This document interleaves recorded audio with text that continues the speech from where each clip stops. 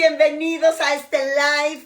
Estoy con mi queridísimo Beto Tavira, que ahora sí que se metió a las entrañas del nido de la garza, porque hoy no estamos en la sala del nido, ¿no? No. Estamos en el estudio, cuarto de tele, oficina. Esto es un poco de todo, ¿no? Es como diván de Freud. Aquí uno va a sacar todo. Es literal el diván de Freud. Puede ser, claro. Sí, por supuesto que sí. ¿Cómo estás, Beto? Encantado, Moni. Yo estoy más encantada que tú. Además, fíjense, le digo a Beto, ¿qué quieres? ¿Qué te antoja tomar?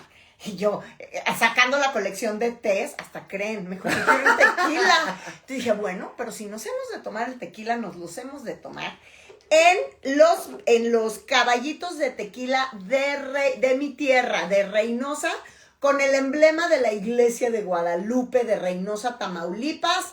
Los que conozcan Reynosa sabrán que es salud. Salud, pues es lunes, Moni. pero ni modo, si no, no me cuenta lo que yo No, quiero. pero hace tener. frío. Hace frío, pero la el tequila temperatura está un poco baja y este exagerado. es calientito para sí. Y bueno, ¿qué nos ocupa? Quiero decirles que no me siento humillada de ser la entrevista número 47 de Alberto Tavira.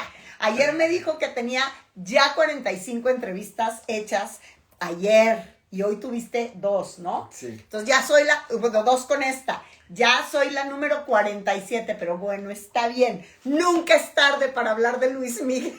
Nunca es tarde, no, para hablar por debajo de la mesa jamás va a ser tarde. ¿No? ¿Cuánto tiempo te tardaste en hacer este libro? Dos momentos clave, yo creo. El primero, la idea, y luego Ajá. ya empezar a escribir, 2 años y medio. 2 años y medio. 2 años y medio, pero la idea surgió hace 10 años. ¿En serio? Porque yo me acuerdo que cuando tú empezaste a hacer el podcast de Luis Miguel en Podimo, primero empezaste con un podcast muy exitoso, Sí. que se llama Las Dinastías del Poder. Sí, que tuvo 2 partes. Glorioso.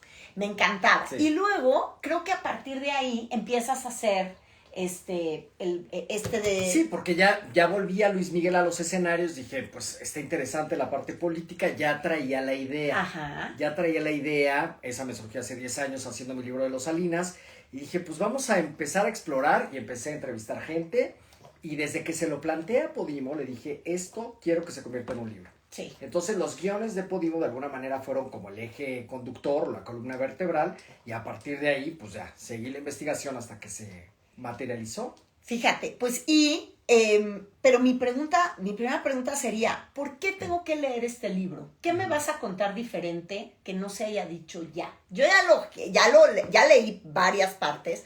Yo le decía a Beto que lo que es increíble de este libro es que uno lo puede abrir y leerlo por el capítulo que te interese saber, o por sexenio, Sí, ¿no? sí, Porque sí, también sí. viene por Depende sexenio. cuando hayas nacido. Es que él empezó muy chiquito, pero se ha dicho tanto de Luis Miguel, se ha dicho de todo. Creo que lo que sí tienes aquí son unas fotografías inéditas, pero de momentos que ya se han contado. Aquí tú lo que tienes es otro ángulo de la Sí, fotografía. correcto, sí. Y también es otro ángulo de la fotografía editorialmente hablando. Sí. ¿Qué van a encontrar diferente? Bueno, yo lo que sí me di a la tarea es de consultar a las fuentes primigenias para que fueran ellos quienes me contaran su propia verdad, su propia versión, su propia perspectiva de su propia historia. O sea, los Salinas, bueno, no, los Salinas no, los López Portillo, los de la Madrid, me van contando de alguna manera cómo viven esta relación con Luis Miguel. Y como bien acabas de decir, lo hago de manera cronológica, empezando con el sexenio de López Portillo y terminando con el de Peña Nieto, y ahí pues hay capítulos también que tienen que ver con el ejército o con la izquierda mexicana cuando Luis Miguel les hizo un guiño, y esa es mi aportación a la inacabable biografía de Luis Miguel. O sea, poder escuchar las otras voces que fueron testigos de primera línea de lo que hacía Luis Miguel con el poder político y el poder político con Luis Miguel. ¿Se habrá enterado Luis Miguel que se estaba haciendo un libro sobre él? Porque él es bastante enterado de todo lo que pasa a su alrededor, lo que se dice, o sea, como que sí le importa. Yo, bueno, pues como bien dices, el podcast, de alguna manera, yo supongo y esperaría que me puso en el radar, porque sí fue muy exitoso y tuvo un efecto mediático muy grande, me puso en el radar al menos de la gente de Luis Miguel, ¿no? Como diciendo, y este chavo que no pertenece a la fuente de espectáculos, ¿por qué está haciendo un libro sobre Luis Miguel? Bueno, pues llevo 25 años cubriendo la fuente de política y eso me permitió tener muchos accesos que me levantara el teléfono mucha gente, que me dieran declaraciones inéditas, que me dieran fotografías que nunca antes se habían visto, y en ese sentido, pues se fue fraguando este libro. Pero insisto, yo creo que desde hace 2 años alguien le tuvo que haber dicho a Luis Miguel, pues aquí hay alguien que de alguna manera tiene otra visión de la biografía de Luis Miguel, y ese alguien soy yo. Claro. ¿Por qué crees que el tema político es el menos explorado? Yo creo que en su momento sí se habló mucho, aunque guardando la secrecía propia de Luis Miguel, que no de los políticos. A los políticos les encanta presumir, yo pagué a Luis Miguel para la boda de mi hija, o para la boda de, ¿no? Que allá en mi tierra fíjate, allá en mi tierra hay una historia de una joven quinceañera cuyo padre pudo pagar el concierto de Luis Miguel, y Luis Miguel iba a salirle con una de estas... ¿Otra quinceañera? Porque sí. Aquí están las fotos de la hija de Salinas de Gortari. No, pero esta es una local de Tamaulipas. ¿Cómo? Y que no... De familia política. Estuvo a punto de no salir a cantar, como le ocurría en algunas... Bueno, eso me contaron a mí. Y el norteño, pues ya sabes cómo se las gastan allá, y el norteño le dice... O sales a cantar, o se acaba tu carrera y tú hoy, esta noche. Ay, mami. Pues como estuviera salió a cantar, ¿verdad? ¿Cómo no te entrevisté antes de publicar este libro? Allá no se andan por las ramas. Claro. Eso por un lado. Y por otro lado, fíjate que a mí Luis Miguel siempre me ha parecido, y no sé si tú concluyes algo similar después de haber trabajado en este texto, que siempre ha sido rehén de su circunstancia. Sí, totalmente. En algunos casos, yo creo que aquí a través del libro lo que sí me fui dando cuenta es que en ciertas circunstancias y en ciertos sexenios y en ciertas edades, pues él era víctima incluso del propio padre que lo empujaba a estar frente al poder político, claro, ¿no? Hablando sobre todo de cuando era menor de edad Luis Miguel, estamos hablando del sexenio de López Portillo. Sin embargo, ya en sexenios como el de Salinas, donde sí se emancipa, donde llega a la mayoría de edad, donde deja el yugo paterno y se hace, se consolida como estrella, y también ocupa que lo represente Hugo López, este famoso manager que tuvo en ese momento de que se separa de su padre, de Luisito Rey. Y entonces ahí ya tomaba sus propias decisiones, Moni. O sea, también hay que ser responsable de los actos de cada quien, y Luis Miguel en ese sentido, pues se acerca al salinismo, acude a la toma de protesta de Carlos Salinas de Gortari, cuando todavía eran los 1 de diciembre, seguían siendo en el Congreso de la Unión, y está en YouTube el video, donde vemos a Luis Miguel saliendo del brazo de Carmelita Salinas, así, va saliendo, Luis Miguel con su melena enorme, divina, y entonces lo entrevista a Oscar Cadena, y Oscar Cadena le dice que qué opinaba y que cómo se sentía, y Luis Miguel se manifiesta a favor de Carlos Salinas de Gortari, como si le hubieran dado el guión de lo que se iba a tratar el sexenio, porque era una cuestión de que Luis Miguel decía, los mexicanos nos tenemos que sumar a los proyectos del presidente, en una suerte de, pues él ya, yo creo que sabía de que iba el programa de solidaridad como el protagonista del sexenio, y por lo tanto, pues Luis Miguel se sumó y se siguió, y ahí lo vimos varias veces. Y quién sabe cuántos otros conciertos habrá. Ahorita que dice se sumó, quién sabe cuántos otros más se hayan sumado a la lista de los que lo contrataban sin que nadie nos enteráramos, que eso sucedía muchísimo. ¿No? ¿Te costó trabajo que accedieran los involucrados? Porque tú para esto entrevistas a muchos pues de las familias, de los políticos que tuvieron algo que ver con Luis Miguel, ya sea que lo hayan contratado para un concierto, ya sea que hayan tenido algo que ver por algo. Y le es fácil a la clase política hablar de un cantante del perfil de Luis Miguel. Pues yo creo que les tomó más por sorpresa. ¿Ah, sí? Es decir, yo le decía a Enrique de la Madrid que estaba a punto de convertirse en el candidato presidencial de la oposición. Sí, claro. Quiero que me platiques de la historia de Luis Miguel con tu familia. Y entonces era de, ¿te cae? No me puedes preguntar de mi programa de gobierno, de qué pienso hacer si llego a ser presidente. Claro. Como, ¿por qué te está interesando Luis Miguel? Y por qué yo, bueno, es una historia larga, pero... Y entonces les caía como un poco de sorpresa... Paulina López Portillo, que por primera vez habla en el libro, después de 40 años de silencio, también decía, que cantó en su boda. Sí, decía Paulina, ay, Beto, pero ¿por qué me preguntas esto, no? O sea, pudiendo hablar de otros De temas. meditación, que Sí, es a lo que ella se ahora dedica. ya es gurú No, y es claro. una mujer experta en yoga Sí. y da clases de yoga y está en un ámbito muy espiritual. Entonces, les caía más bien como de raro. Como porque yo les estaba preguntando de Luis Miguel, ¿no?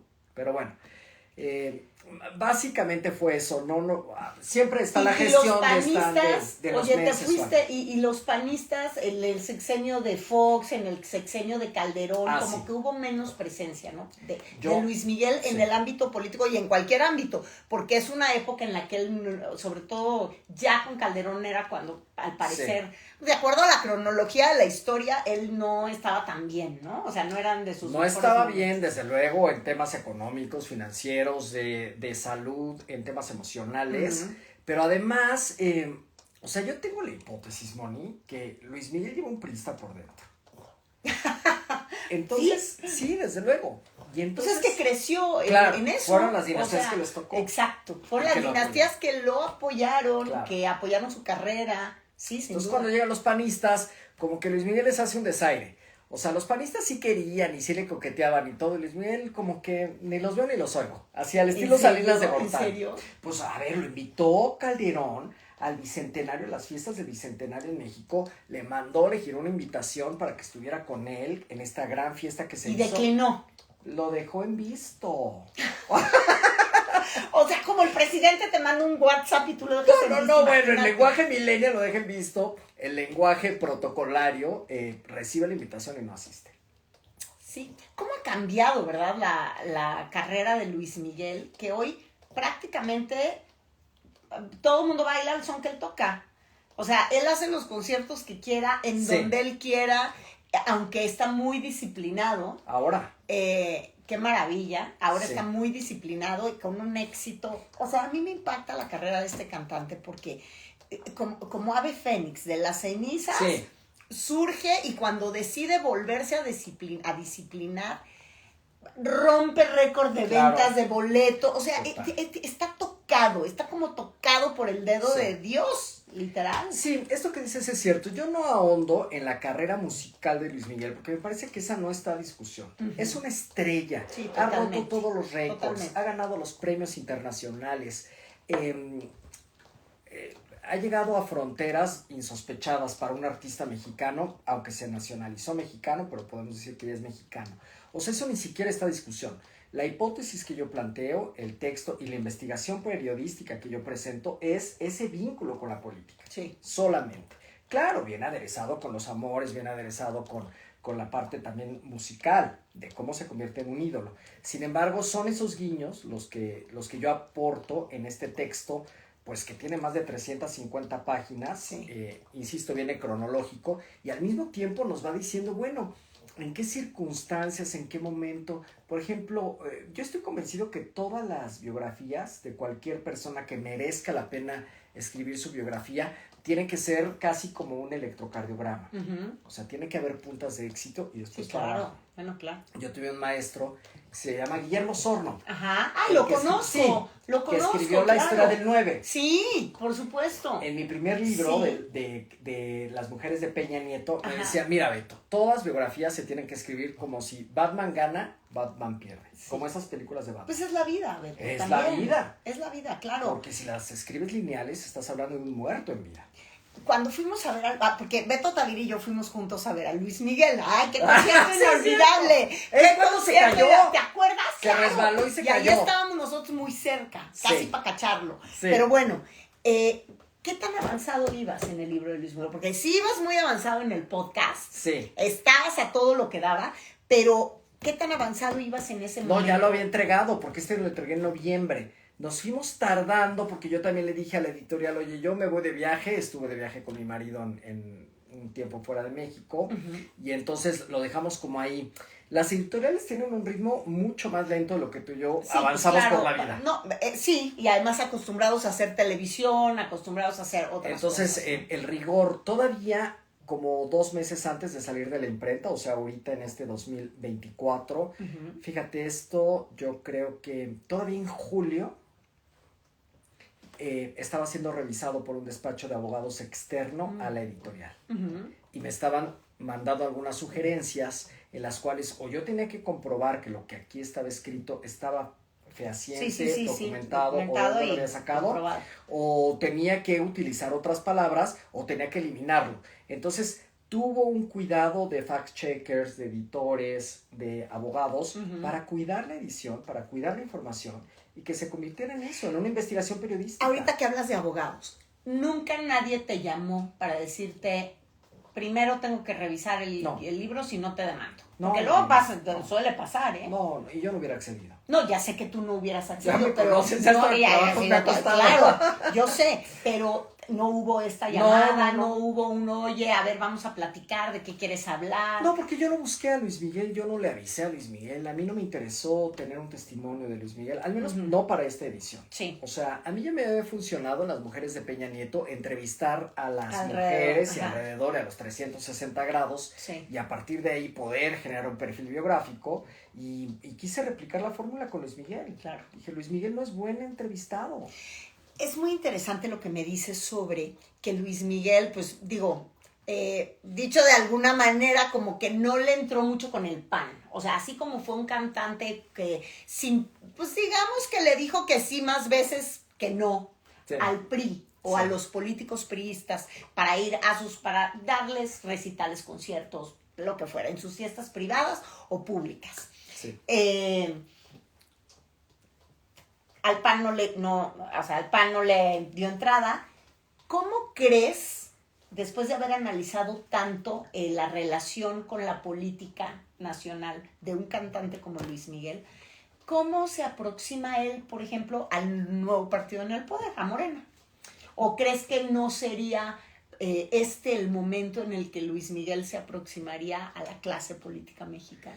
Bueno, en mi libro yo solamente consigno hasta el 2018, precisamente cuando termina el sexenio de Peña Nieto, y a partir de ahí, pues, Luis Miguel ya no vivía en México, Luis Miguel ya tenía sus finanzas. Hace décadas que ya no vive en México. Desde Calderón se fue de México. Sí. Entonces, ya no hubo este vínculo, yo no tengo registro hasta el momento de que haya habido un vínculo con la 4T, particularmente con el presidente Andrés Manuel López Obrador, o con sus hijos, o con los políticos de la 4T, mucho menos de Claudia, desde luego. Yo no vería al expresidente oyendo propiamente a Luis Miguel, o sea, ellos oían y su esposa, ¿no? Que oía a Silvio Rodríguez y si acaso a Tania Libertad. Intocable estuvo en un cierre de campaña de Andrés Manuel López Obrador. No, pero Intocable sí. Sí. Pero pues como que Luis Miguel es muy fifí, ¿no? Es más mi rey. Más por eso. Es mucho más mi rey, o sea, no es como para el presidente López Obrador, ¿no? No, bueno, quién sabe, a lo mejor el tema de los boleros, a lo mejor. A lo mejor el tema de los boleros, sí, tienes toda la razón. El tema de los boleros, sí, pero claro. Nunca hubo registro, nunca lo mencionó, no hay ninguna anécdota, no hay nada por el estilo.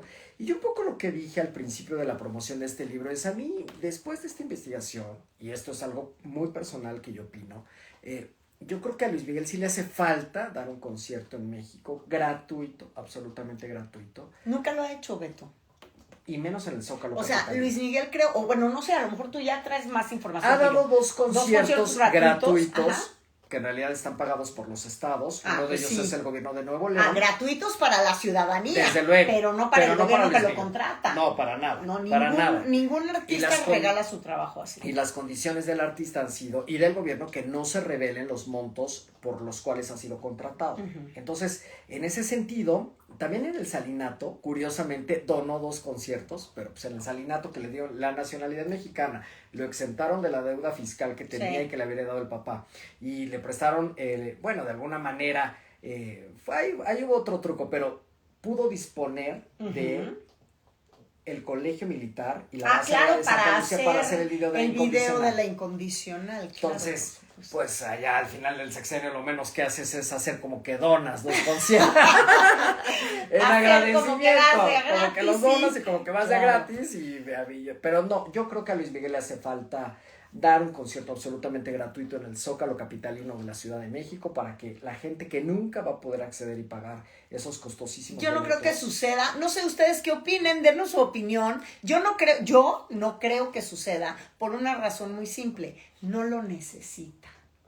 Luis Miguel no necesita más popularidad de la que tiene en México ahorita que todo el mundo hace lo que sea por ser más popular, él no necesita ser más popular, no necesita, aunque le fueran a... O sea, él no va, o sea, gratuito, él venía a decir, yo te regalo mi concierto, tú nada más págame a los músicos para pagar, digamos, la raya de los músicos que canten y tal. Sí. Él no, o sea, pero él yo no le está dando la vuelta al mundo. Yo con no lo sus veo en conciertos, términos de ¿no? negocio, yo lo veo en términos de agradecimiento. Es un país que le ha dado todo. ¿Qué tiene que agradecerle Luis Miguel Al al actual? público. No, al público sí, pero tú ahorita dices, tendría que dar un concierto gratuito en el Zócalo, pues eso lo promueve el gobierno y lo promovería el gobierno de la Ciudad de México No, en pero este yo caso. pienso en los fans. Yo en las también, fans. pero yo creo que Luis Miguel siempre ha pensado con otra mentalidad, o sea, tú lo tienes documentado, Sí, o sea, sí, es sí. como él Negocios. se mueve. Sí, Entonces, negocio. él o sus representantes, que siempre han sido dinero, dinero, dinero, dinero, Luis Miguel no, propiamente, al menos no que nos hayamos enterado nadie, según yo, no es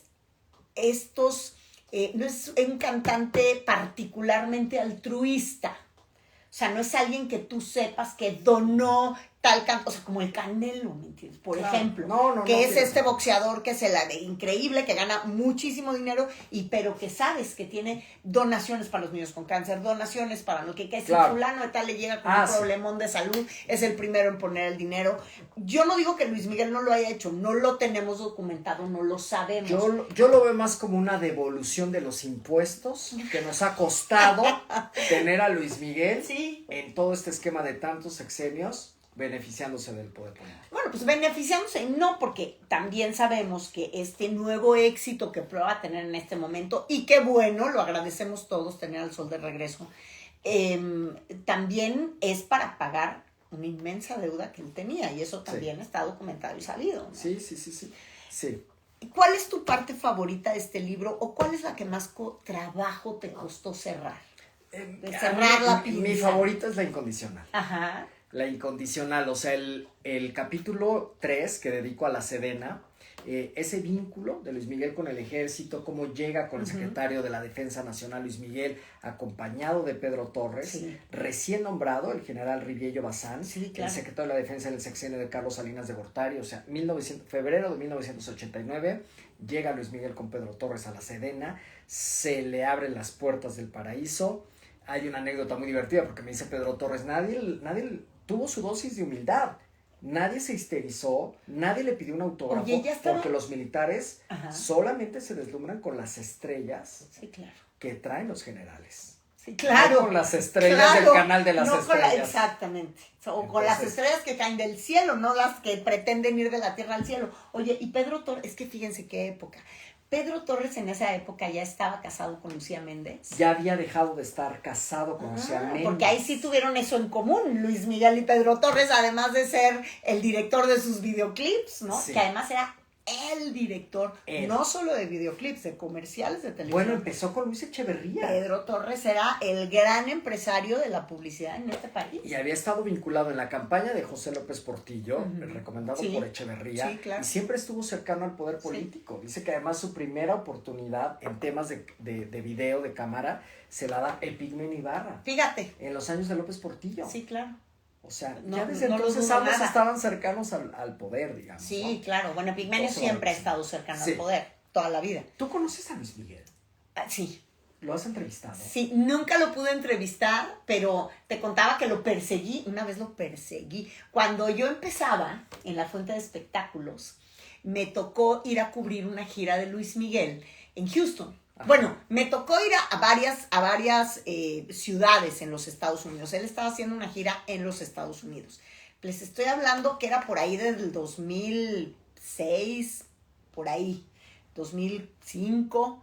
Y entonces, me acuerdo que me aventé, no sé, deben de haber sido 5 conciertos de Luis Miguel, pero al hilo, así. Ok. Y yo podía haber ido solo a uno, porque todos eran idénticos.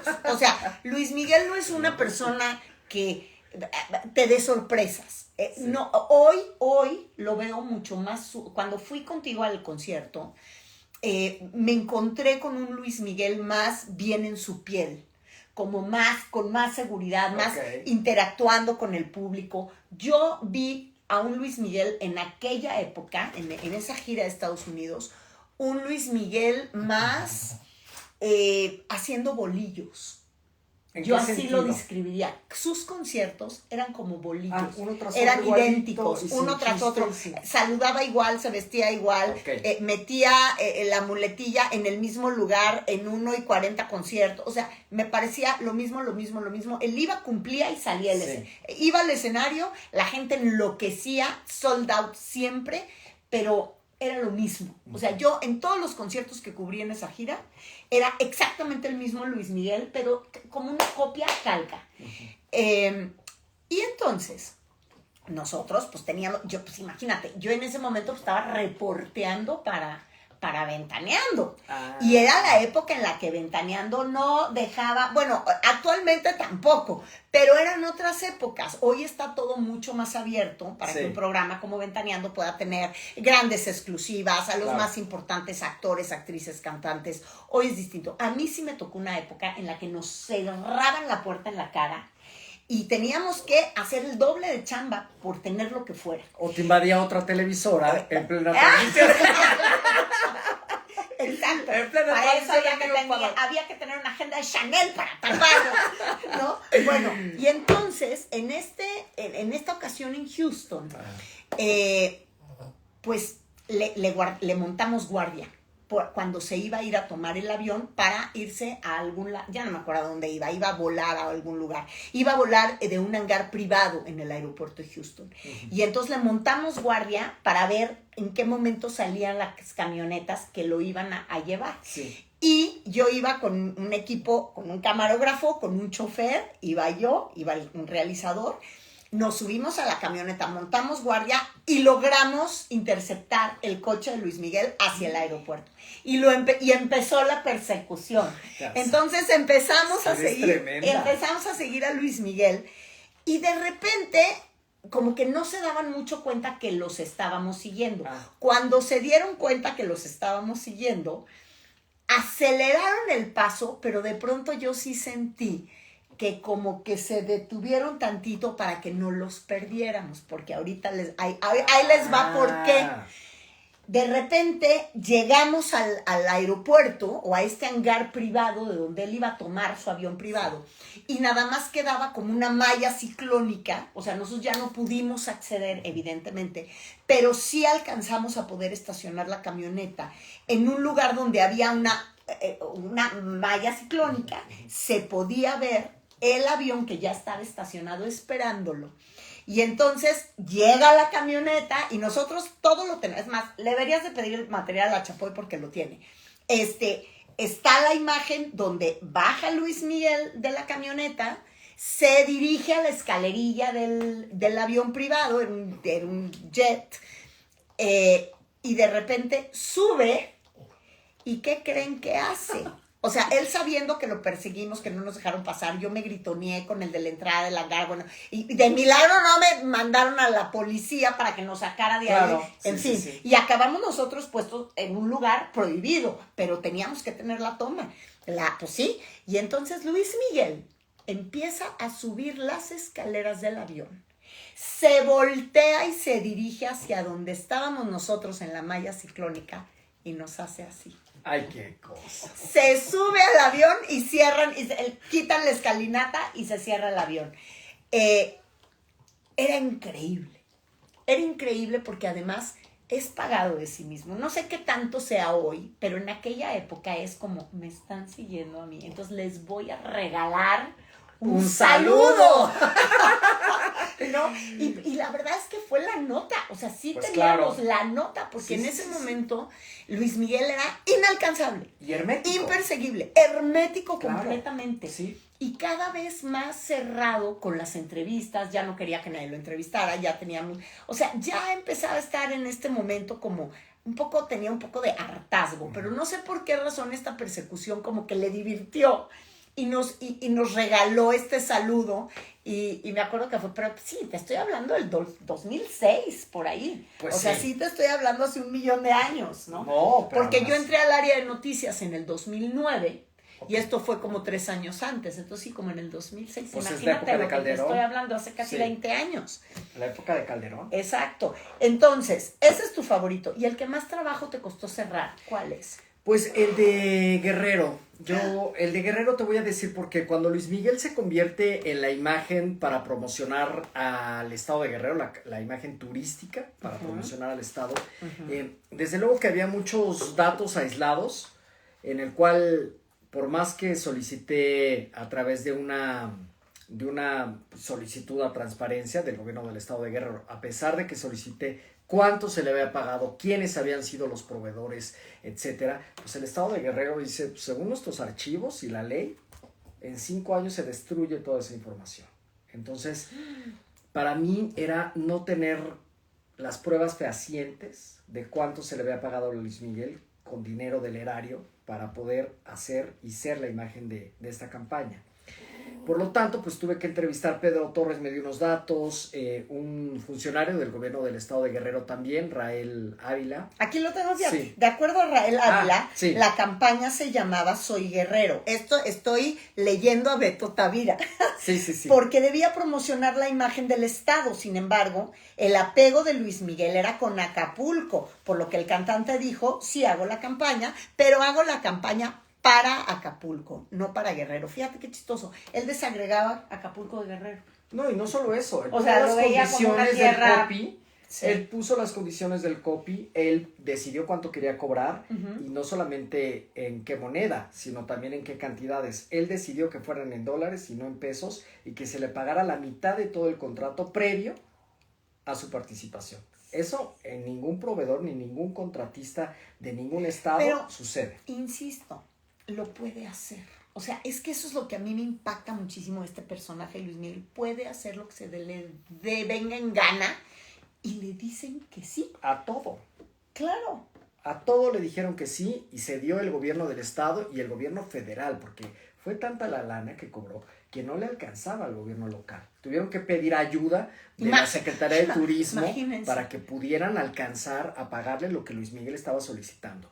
La cifra, aunque no la manejo de manera precisa porque no la tengo confirmada, lo que sí me dijo Pedro Torres, primero le pregunté, ¿cuánto cobró Luis Miguel? Me dijo, no, eso no lo sé. A mí no, yo no tengo idea. Más adelante le pregunté, bueno, si tú filmaras el mismo comercial en este momento, en esas circunstancias, ¿cuánto cobrarías? ¿Cuánto costaría? Y Pedro Torres dijo, $1,000,000, sin los honorarios de Luis Miguel. De Luis Miguel, claro, pues la pura producción. Y si tú fueras manager de Luis Miguel, ¿cuánto cobrarías? No, pues $1,000,000. ¿Qué trae el capítulo de los Hank?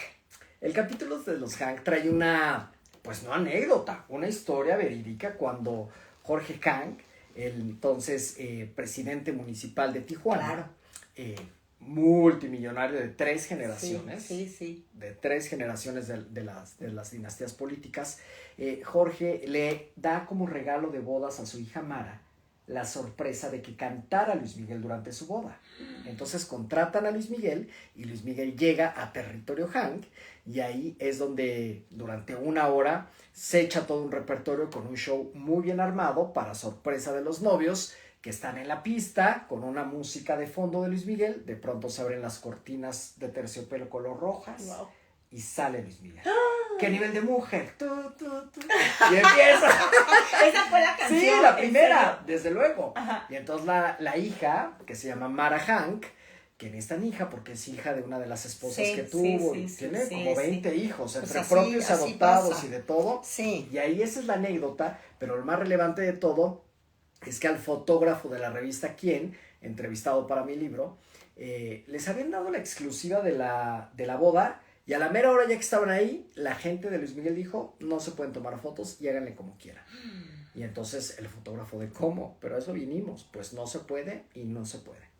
Entonces Jorge Hank, que es, de alguna manera tiene como un alma lúdica dentro de todo lo demoníaco que pueda llegar a ser, le parece chistoso cuando le dice la gente de seguridad de Hank, oiga, es que no le dejan al fotógrafo de la revista tomar las fotos. Entonces Hank le dice, y lo esconde abajo de su mesa, que era la mesa pues, del principal, el dueño del circo. Claro. Y entonces lo esconde debajo de los manteles y le dice, desde aquí toma las fotos. Y entonces más bien cuando la gente se empieza a desatar y se para a bailar ya por el concierto de Luis Miguel, sale el fotógrafo y empieza a tomar las imágenes. Y así es como puede tomar las fotos.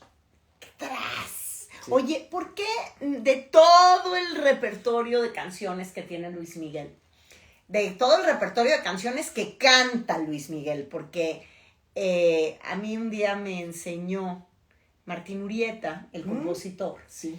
que era muy doloroso para un compositor cuando la gente pensaba que las canciones eran del que las cantaba, Claro, sí, total. ¿no? Y también era algo que a don Armando Manzanero, Claro. quien escribió Por debajo de la mesa, Sí. también le molestaba un montón. Pero bueno, de todo el repertorio de canciones que canta Luis Miguel, que no las ha compuesto él, ¿por qué elegiste para tu libro Por debajo de la mesa y no Amarte es un placer o y no Sí. Aries O Culpable o no? Culpable o no? Claro. ¿O por qué? Durante la investigación, ¿Te sabes la historia de Por debajo de la mesa o te la cuento? no, yo creo que tú me la cuentas. Ay, ¿no la conoces? Sí, Júrame. pero cuéntala tú. A ver, bueno, pero a ver, cuéntame por qué elegiste Por debajo de la mesa. Durante la investigación y conforme fui llegando a los testimonios o a los datos o a los documentos, y fui confirmando que prácticamente nada había sido de manera oficial, directa, con formatos, con fichas diplomáticas, sobre todo en el caso de la mamá de Luis Miguel, Marcela Basteri. Cuando me di cuenta que todo eso, pues no era eso, de manera directa, oficial y comprobable, Sí. pues recurrí a ese dicho que tenemos como mexicanos antes que otra cosa, ¿no? De por abajo Todo de eso la seguro mesa. así por abajito Todo de esto la es por mesa, abajo por de la abajito del mesa, sí, agua. claro. Empieza como por abajito del agua. Claro. Y después ya entre las editoras y yo fuimos dando y dijimos, pues es que fue por debajo de la mesa. Y la verdad es que el título cae como anillo al dedo, como dirá el clásico, en ese sentido, ¿no? De que todo se dejó un poco como la canción de Bronco, que no quede huella, que no y que no. Es que a mí me platicaron, yo no sé qué versión tengas tú, pero a mí me platicó un amigo muy cercano de don Armando Manzanero, que don Armando Manzanero le contó que lo que quería era llevarse a esa mujer al río, a una mujer que era literal, la flor más bella del ejido en una fiesta, casi fiesta patronal, una fiesta de pueblo. Sí. Y entonces coincide con esta niña que había desfilado como la flor más bella del ejido, literal. Y don Armando, pues lo que quería ligársela, porque don Armando era una cosa tremenda, tremenda. Sí. No se le iba una, ¿eh? Ahí donde lo veías chaparrito, oye, que te escriban una canción. No, hombre. O sea, ¿quién no? Y entonces él empezó a escribir en una servilleta de casi de la mesa de carta blanca. Sí. Empezó por debajo, porque la tenía así como estamos tú y yo. Ajá. Y la tenía así y tocaban sus rodillas. Y entonces él empieza en la servilleta cuadradita, ya saben cuál, empieza a escribir por debajo de la mesa, acaricio tu rodilla. Y entonces le dejó ir o sea, le dijo, esta canción es para ti, esto va a ser una canción y es para ti. Y se lo da a imagínate, que don Armando Manzanero te esté escribiendo. Claro, cuando uno se entera que don Armando Manzanero dejó casi sin editar 4,000 canciones, porque tenía un acervo. O sea, una cosa es lo que nosotros conocemos y otra es lo que no conocemos de don Armando, que a lo mejor le faltó musicalizar, que le faltó tal. El capítulo de Armando Manzanero, que eso ya no te toca a ti en este texto, pero el capítulo de don Armando Manzanero con Luis Miguel es complejísimo. Total. Él a mí me lo contó don Armando para Historias Engarzadas, y es un capítulo complejo, doloroso, y aquí había una cosa que don Armando no toleraba de Luis Miguel, porque era una época, sobre todo creo que en el último disco que hicieron juntos, don Armando no toleraba la indisciplina de Luis Miguel. Entonces, si lo citaba una hora y Luis Miguel, que era, bueno, eso cuenta él y cuentan otros, que Luis Miguel podía llegar a decir, ay, sí, ya sé que está ahí abajo, pero no me puedo levantar, sí, o sea, claro, por la fiesta de anoche, y don Armando en eso era. Entonces ahí empezaron a tener, como ese tipo de rencillas, pero me llamaba la atención porque hubieras elegido por debajo de la mesa. Sí, yo insisto, esto es lo que mejor representa toda la columna vertebral del libro, que es nada se hizo de manera oficial o casi nada. Claro. O sea, el poder político está acostumbrado a no dejar rastro. Tú siempre que haces un libro, te metes en muchos problemas. Has tenido amenazas, siempre andas como, yo siempre digo que no sé cómo le hace Beto, trae el amparo bajo el brazo por si se ofrece. El amparo ¿no? y la visa. Lo que pasa es que ahorita ya te viste fresa, o sea, ya te metiste con Luis Miguel, pero te has metido con presidentes de la República. Exacto. Entonces, en esta ocasión, ¿ningún dolor de cabeza? Por el momento no. O sea, saliste saldo blanco. Por el con momento el libro nada. de Luis Miguel. Por el momento nada. Yo lo que sí cuidé mucho es que fuera una investigación periodística. Uh-huh. Que no hubiera opinión o no hubiera, digamos, un chisme o un rumor. O sea, de Luis Miguel hay más falsedades que verdades. Uh-huh. Entonces, para mí hacer ese filtro, híjole, me costó mucho más trabajo. Que sí, que no. Por lo tanto, poner la grabadora frente a una fuente fidedigna te ahorra mucho tiempo, sí, claro, y te ahorra muchos descalabros. Sí, claro. Entonces, teniendo esa versión oficial y el testimonio de alguien que es dueño de su propia historia, pues blinda una investigación periodística como esta. Quiero suponer que la editorial te hizo exactamente la misma pregunta que yo te hice al empezar este live. ¿Qué me vas a dar de diferente? Porque sí, todas las editoriales, o sea, ya no me quiero imaginar la cantidad de gente que llega y dice, te voy a escribir de Luis Miguel. Sí. Y cualquiera puede decir que tiene la anécdota más desconocida y estar inventando. Sí. Yo sé que en tu caso, los que te conocemos sabemos que traes los pelos de la burra en la mano. Sí, sí. O por lo menos cuidas mucho eso. Pero, ¿cómo hiciste para que la editorial aceptara o apostara por este proyecto? Yo soy muy buen vendedor, Creo que soy el mejor vendedor que soy muy buen vendedor, primero que nada. En segundo orden de ideas, yo ya conocí al director editorial desde hace varios años atrás, a Andrés Ramírez, a quien la verdad le agradezco que haya refrendado su apuesta en mí. Y llegué a planteárselo y la verdad no me cuestionó mucho. Lo que sí cayó en el momento en el que yo estaba negociando este libro fue la entrevista con Paulina. Okay. Entonces, llegué, le abrí mi computadora, le dije, aquí está Paulina López Portillo en entrevista por Zoom. Claro. Nunca he hablado para nadie. Claro. Y este es mi primer capítulo. Oye, Beto, ahorita que dices, yo me acuerdo que yo leí un libro, se me fue el nombre de quien estuvo, esta mujer que estuvo, esta escritora fantástica mexicana que estuvo casada con Arau. Laura Esquivel. Claro. El libro de Laura Esquivel un libro de Laura Esquivel que venía acompañado de un CD. Ajá. En aquella época no teníamos estos CDs con imagen, pero el día de hoy, yo no sé por qué nos te ocurrió hacer un CD o hacer algo donde un link, donde pudiéramos ver este material glorioso que tú tienes de Paulina López Portillo y tal, porque de repente en este libro de Laura Esquivel, tú ibas leyendo y entonces de repente decía track 3. Y era un disco que le hizo Liliana Felipe. Ay, no me viene a la mente ahorita el nombre del libro, pero ahorita me acuerdo. Entonces decía, en este momento pon el track 3. Y entonces ponías track 3 y te cantaba San Miguel Arcángel. Y entonces te contaba una canción y tú continuabas con la lectura. Un libro interactivo, pero les estoy hablando de los 90s. O sea, glorioso. ¿No se te ocurriría hacer algo similar con esto? De entrada porque tienes todo grabado. Todo está grabado. De entrada hay un audiolibro narrado por mí, que según la editorial eso hay que presumirlo mucho, no todos los autores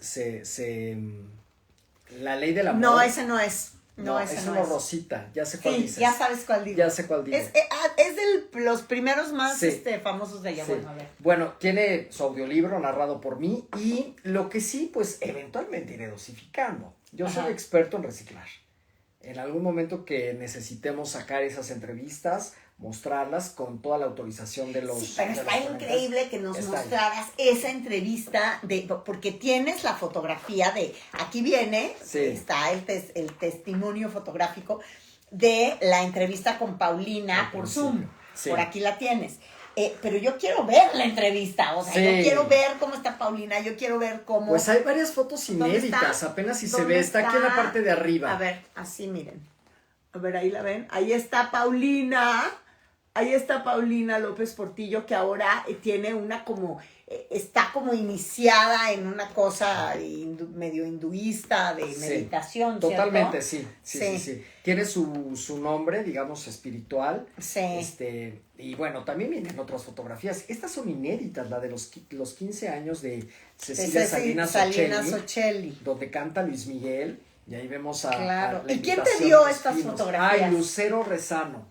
Es una persona a la que le estoy eternamente agradecido. Ella vio una entrevista que me hizo Paulina Mercado y Viviana Belsazo para su programa de YouTube. Sí. Y estaba yo promocionando mi podcast. Y lo que ella dice es que me escuchó hablar de los 15 años, me busca por Facebook, Lucero Rezano, y me dice, oye, yo tengo las fotos de los 15 años de Cecilia Salinas en Los Pinos. ¿Cómo? No, yo dije, es falso. Me quiere extorsionar, me está chantajeando. Yo siempre desconfío a la primera. Y después de que pasa unos filtros, por ejemplo, que le dije, ay, ¿y tú te acuerdas de qué color era el vestido de Ceci Salinas? Y cuando me responde, pues era como colorcito lila. Yo venía de entrevistar a Blanca Charolet, que me dijo, traía un vestido lila a la quinceañera. Nadie puede saber eso. Sí, claro. Dije, son reales las fotografías.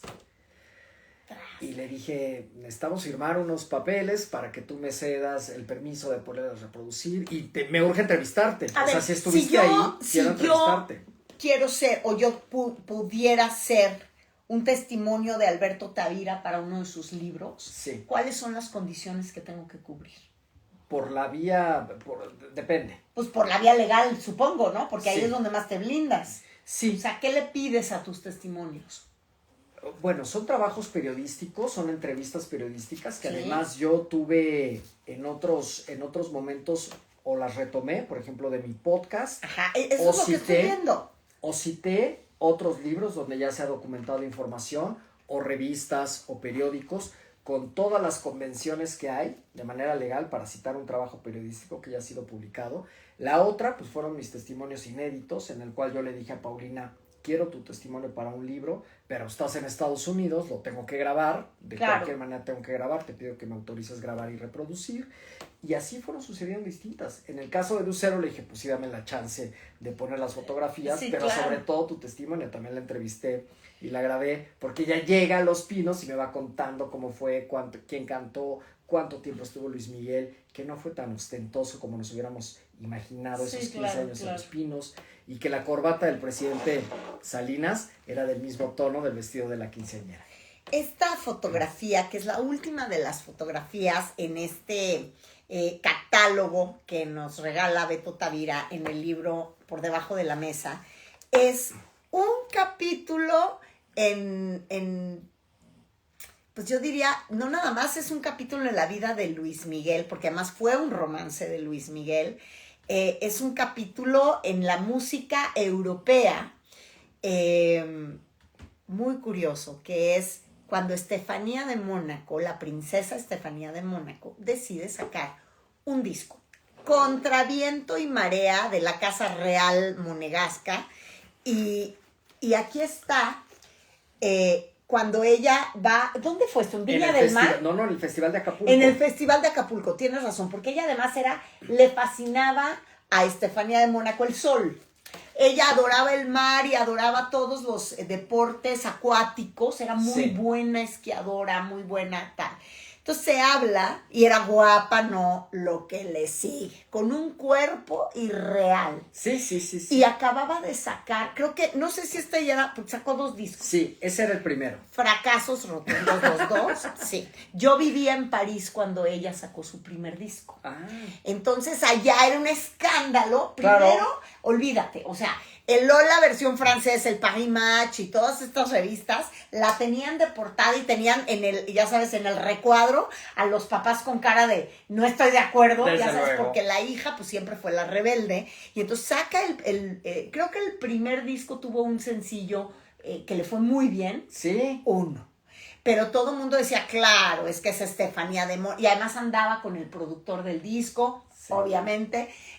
Y entonces Claro, pues es la hija de Rainiero de Mónaco, ¿cómo no va a tener todo el éxito del mundo y todo el presupuesto y todo? Pues todo el mundo le apostaba. Pero cuando vino a México y en Europa, o sea, el Lola saca el rumor, que tú eres experto en el Lola, de que Luis Miguel salía con ella, porque, ¿no? Hubo una serie de reportajes. Sí. Luego ya la historia adquirió otro cauce. En realidad se decía que Luis Miguel quería con Estefanía de Mónaco, sí, y lo que se pudo comprobar a través de otros testimonios y otros registros es que quien realmente la andaba pretendiendo era Miguel Alemán Magnani.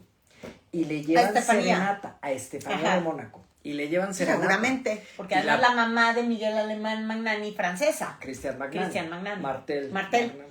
Y entonces le llevan serenata, los batea Estefanía de Mónaco y estos no entienden muy bien por qué, pues es que ya se andaba dando su guardaespaldas.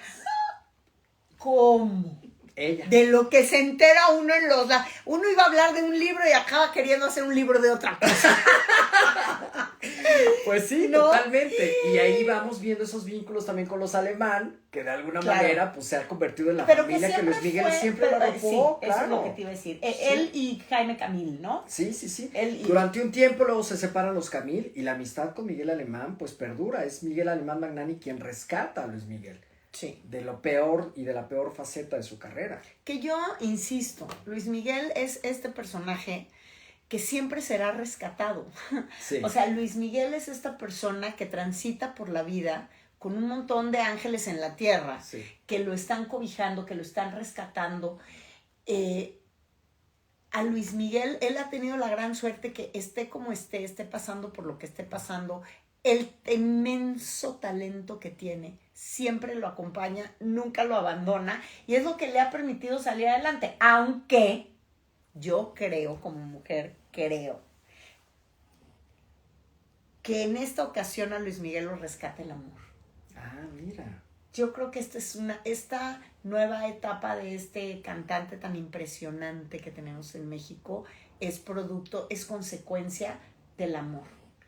Pues ya era justo, ¿no? Yo también creo que ya era justo. Ya era justo que en este momento de plenitud de su vida y de su carrera encontrar ese equilibrio. Totalmente. Que le ha permitido reconciliarse también con su familia, con su hija. Con su familia, con su público, con sus apostadores, con sus empresarios que invirtieron Bueno, Beto, tú y yo estábamos ahí cuando se cayó. ¿Te acuerdas? Y tú y yo vimos, o sea, y yo te lo dije cuando estábamos en el concierto, sí, el Luis Miguel de otra época se hubiera en ese momento levantado, encabronado, y se hubiera metido y hubiera dicho, no salgo, y hubiera hecho pataleta. Sí. El Luis Miguel de antes. El Luis Miguel de ahora se sobó la nalga, literal. Y fue como, se levantó y siguió cantando, porque se metió un ranazo. Ah, no, bueno, a ver. Espérate, sí, a mí me hubiera deslocado la cadera. No, bueno, a mí también. Y entonces se levanta y continúa y se ríe. Sí. O sea, antes Luis Miguel pareciera que se la pasaba regañando músicos. Sí. ¿Se acuerdan? Nada más hizo una ceñita como de ella y agüita, fueron a limpiar. Exacto. Y cantan, rápidamente entró alguien con un trapeador, trapearon y él continuó todo el show. Y además hubo como, no me acuerdo si hubo uno en coro. Sí. Uno. Que antes tú podías estar gritándole a Luis Miguel 2 días, que él ya no iba a volver a salir. O sea, creo que ahorita está sí realmente en un momento de generosidad, pero creo que más que generosidad con el público, que tienes razón, es generosidad con él mismo. Me encantó lo que dijiste del amor, que lo llega de alguna manera a estabilizar y eso repercute en otros ámbitos. Lo abraza, o sea, a él lo abraza eso, porque yo no me explico otra manera que alguien vuelva a recuperar sus ganas de subirse a un escenario con ese respeto al escenario, porque Luis Miguel sí es, creo que un cantante que con todo el talento impresionante que tiene, le llegó a faltar mucho el respeto al escenario. Total. Por ende al público. Sí. Y hoy regresa de otra manera, como completamente recalculó su carrera, hay una recapacitación importante de su vida. Y entonces la verdad es que le pegaste al blanco, papacito, porque sacaste el libro en un momento increíble, ideal, con un tema que es Vox Populi, pero que nadie se había atrevido a poner en un libro. Sí. Porque yo creo que legalmente tiene muchos riesgos. Sí. No sabes con qué te vas a encontrar. Y luego, bueno, pues Luis Miguel, que luego se aventan unos demandones por otras razones que luego ni nos enteramos. Y entonces quiero preguntarte cómo te va de ventas. Ay, Yo ayer le preguntaba a Beto, oye, ¿y todas estas 47 entrevistas que has dado se traducen en ventas?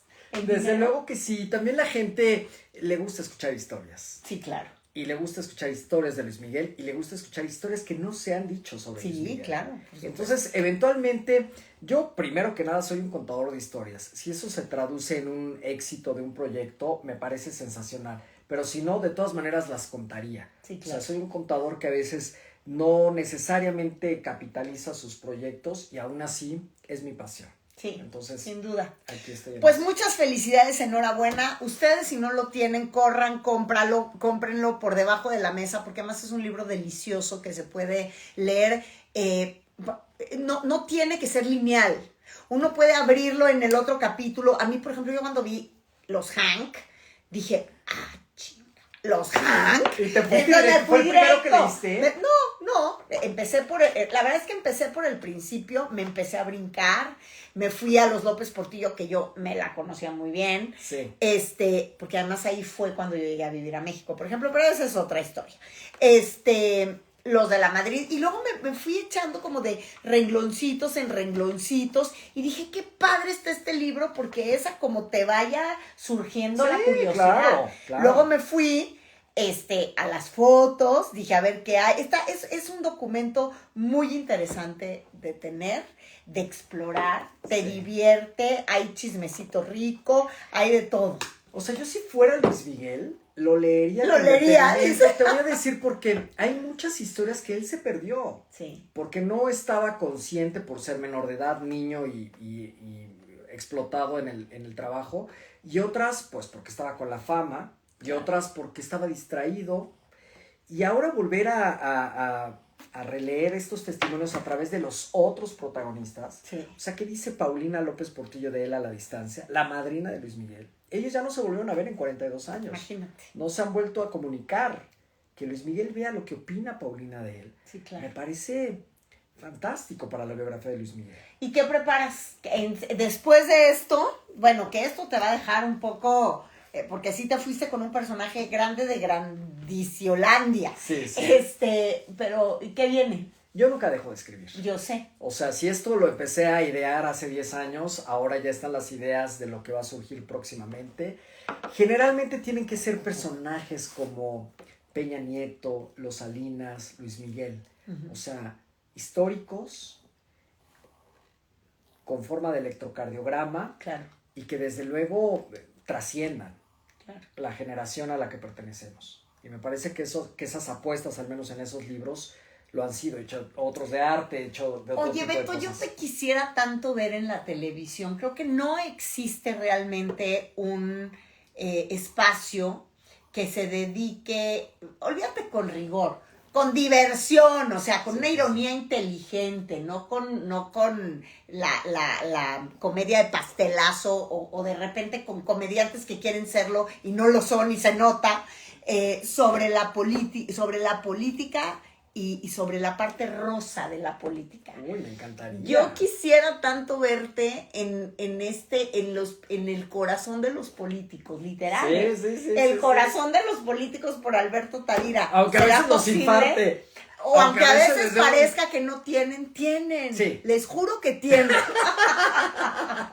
¿No? Entonces claro, sería increíble, porque es lo tuyo, hace falta. En este momento no existe un espacio así y nadie mejor que tú lo haría. Ojalá que se nos haga. Vamos a empezar a gestionar la idea de Mónica Garza, le vamos a llamar Operación Garza. ¡Ándale! Operación Garza. Y cuando me vean, lo vamos a agradecer públicamente. La Operación Garza se concretó. Beto, gracias. Siempre recibirte en el día. Este es tu nido. Gracias. Tus alas son muy grandes. A veces pareciera que no van a caber. Gracias. Pero gracias por estar aquí, por venir a hacer este live. Aunque sea yo la entrevista 47. Te quiero mucho. Gracias, Felicidades. Preciosa, gracias. Compren este libro porque se van a divertir. Regálenlo de Navidad, ahí viene la Navidad. Exacto, sí, es un súper regalo de Navidad. O hasta para el Día de Muertos. No mueran sin leer a Beto Tavira por debajo de la mesa. Muchísimas gracias. Gracias, Beto. Gracias. Gracias a todos ustedes por habernos acompañado esta noche.